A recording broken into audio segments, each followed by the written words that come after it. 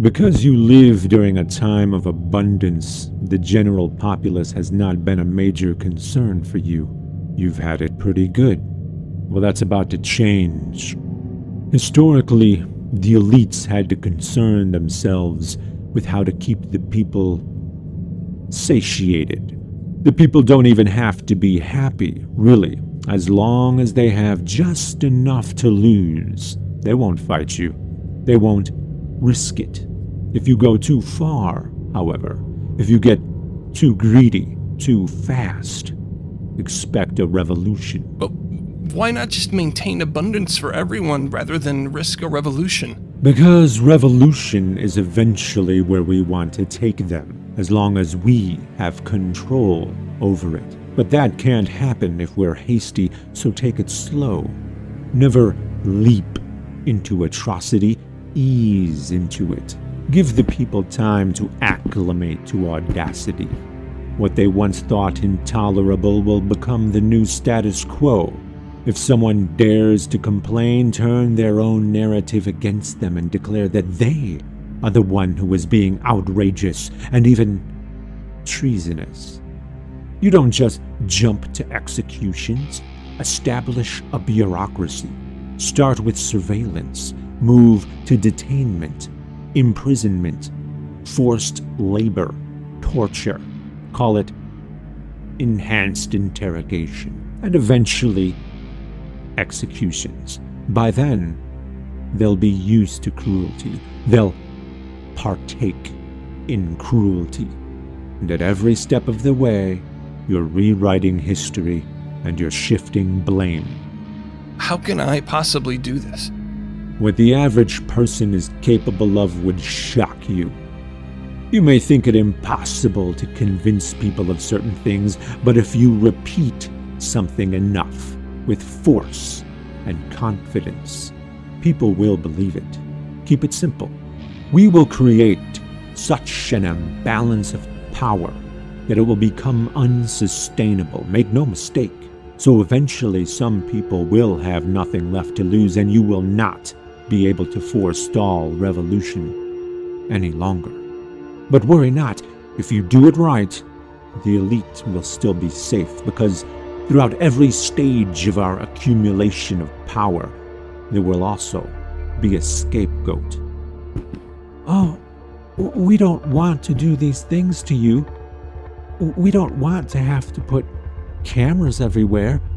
We don't want to censor you or monitor your communications or put up checkpoints or frisk you or demand your papers. But you see, we must do it because of those people. Who? It doesn't matter who. Pick them and make them the enemy. Make it socially acceptable to openly hate them. Fear is a tool. Use it. We will be the protectors, the savior. You see, they will be the reason we need to be harsh, with the promise that once they are defeated and we have total control, everything will finally go back to the good old days. But we're living in the good old days right now. Things have never been better. People don't know that. They take everything for granted. Invent an existential crisis. Constantly reiterate how concerned everyone should be about it. Find your scapegoat and blame them constantly. First, you divide the people, and then you tell them how much those other people cost them and owe them. Pick some groups and make it okay to hurt them by leading through example. Single them out. Concentrate on them. Dehumanize them. When people see their leaders mistreating them, it will become acceptable, and others will follow suit. As long as it's just them and not everyone else, people will find safety in being against them. The more a person openly hates them, the more loyal that person will appear, and that person will find sanctuary in that loyalty. Standing up for the hated groups will carry great risks. Their defenders will be traitors. They will become part of the hated group, pariahs, and thus also okay to mistreat. Moralize the violence. Make it a necessity. If you do not hurt and kill the guilty, then the guilty will hurt and kill the innocent. So through pain and violence, you're actually doing a good thing. But people won't actually do this on my say-so, will they? It's not you, it's the law. If you obey the law, you're good. But if you break the law, you're bad. We need to shift from corrective action to punitive action. If you don't want bad things to happen to you, then simply don't break the law. That will be the rationale.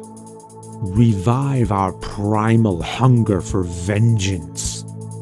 Atrocities are not committed by people who think of themselves as evil.